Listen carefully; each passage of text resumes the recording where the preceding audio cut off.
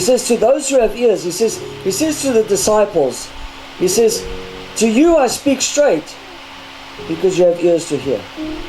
But those who do not have ears to hear, I have to speak to them in parables. It's again about listening. And what are you actually listening to? Because you can speak to somebody, but they're not listening.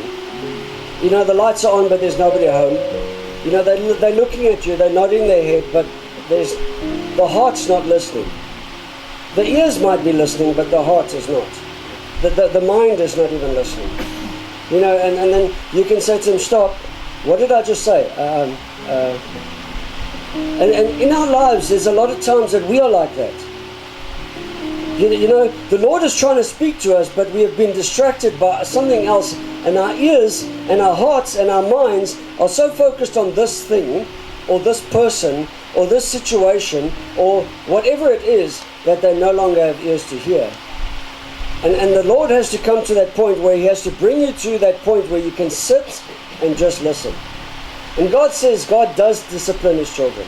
Do you know that? He disciplines them with the word of His mouth, but He cannot discipline you with the word of your mouth when you're not listening.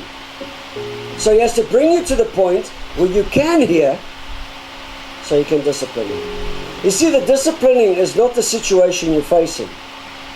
The disciplining is when someone who cares about you and loves you enough to say, listen, what you're doing is wrong.